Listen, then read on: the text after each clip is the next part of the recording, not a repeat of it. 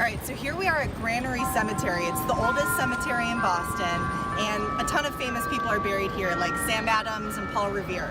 And we thought it would be a good place to bring you to talk about Worth nonprofit management because, like most of these poor, unfortunate souls, our competition in nonprofit management is dead. Really, pretty much everybody uses Worth. It's the #1 book on the market.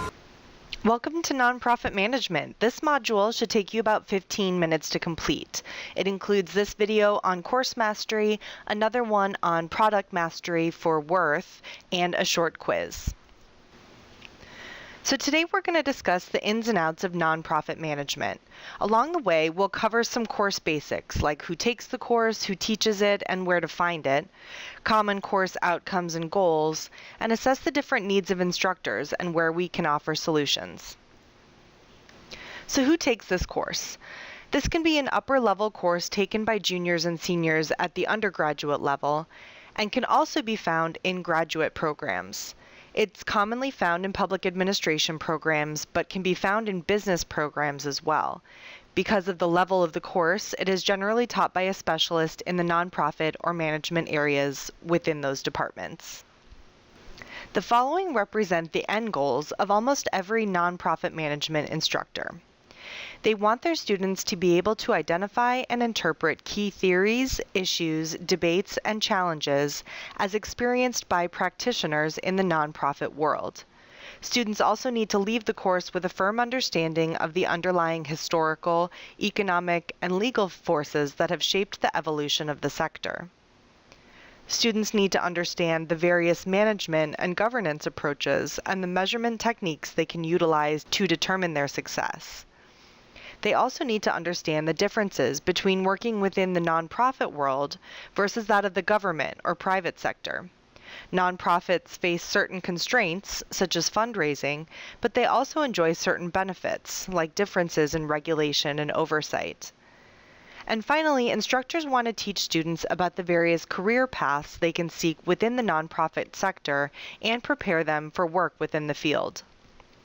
The first outcome for the nonprofit management class is to identify the major theories and concepts within the field. First, what is a nonprofit? Students need to understand the basics. What's a nonprofit and how do they operate? How did nonprofits develop? Students should know the history behind the rise of nonprofit organizations and understand the various scholarly theories that are used to explain the existence and development of the nonprofit sector in American society. The second outcome deals with currency. In a time when nonprofits are increasingly visible and therefore come under increasing scrutiny, students need to understand how nonprofits act in the modern business world and what sets them apart. Instructors want case studies that enable students to gain a clearer understanding of the challenges facing contemporary nonprofits and how current leaders have dealt with these challenges. Students should be able to apply their knowledge of theory to analyze and respond to hypothetical issues. Instructors want current, up-to-date information on the policies affecting the nonprofit sector, such as changes to laws or government programs, changing demographics of volunteers, and changing methods of public engagement.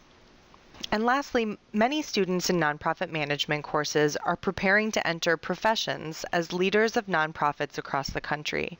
They need practical organizational leadership and management skills, as well as more specific skills pertaining to the unique financial needs of nonprofits and the importance of working with volunteers.